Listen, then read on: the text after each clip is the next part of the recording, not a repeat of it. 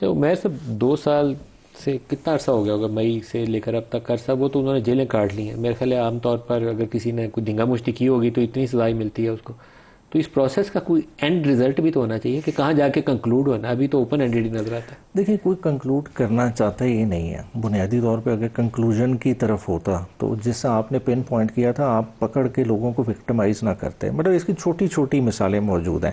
عمران خان کی ٹیم میں گارڈ ہے بندہ حافظ ارشد، وہ اس دن موجود تھا. بنی گالا زمان پاک سے نکلا، دعا کرا کے خان صاحب جہاں سے اریسٹ ہوئے اٹھائے گئے، وہ وہاں پہ موجود. اسے آج سزا دی ہے 10 سال.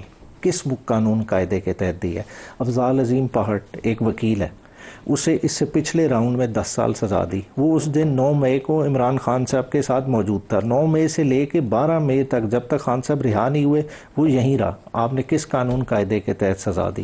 زرتاج گل تھی ڈی جی خان، آپ نے فیصلہ آباد میں اس کو سزا کر دیا. مطلب ہر کسی کا ایک ایک کا کیس اٹھا کے دیکھ لیں. دیکھیں اگر وہ مقصد ہوتا نا کہ جی ایک ایونٹ ہوا ہم نے سزا دی ہے، ٹھیک ہے، کسی نے توڑ پھوڑ کی ہے، جلاؤ گھراؤ کیا، اس کو سزا دیں، تو کیوں نہیں وہ فوٹیجز باہر لائی گئیں؟ کون سے لوگ تھے؟ دیکھیں اگر ایک کہتے ہیں نا بیانیہ بنایا جاتا ہے کہ کور کمانڈر ہاؤس کے پہلے سے ہی دروازے کھلے ہوئے تھے، پہلے ہی توڑ پھوڑ تھی، اگر یہ بیانیہ غلط ہے تو آپ اندر کے کیمرے کی فوٹیجز لے آئیں، دکھانے میں کیا مسئلہ ہے؟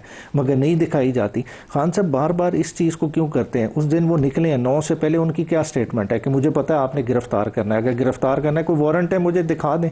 کوئی گرفتاری کو ایویڈ کرنے کی کوشش نہیں. صاحب 200 جگہوں پہ جہاں اٹیک ہوا ہے، آپ کے لوگ تو وہاں تھے، گئے نا وہاں پہ. تو یہ پروٹیسٹ کو تو کوئی بھی نہیں ڈینائی کر رہا. جھگڑا جس کا طریقہ کار یہ وائرل نہیں ہوتا 100%. دیکھیں لا جس کو آج میں بھی آپ کے شو پہ بیٹھ کے کہہ رہا ہوں، جس نے لا کو ہاتھ میں لیا ہے، کسی نے کسی چیز کو جلایا ہے کیا ہے، اس کو کریں، مگر اس کا آسان حل ہے. اس ماڈرن ٹیکنالوجی کے دور میں ہم کیوں فوٹیجز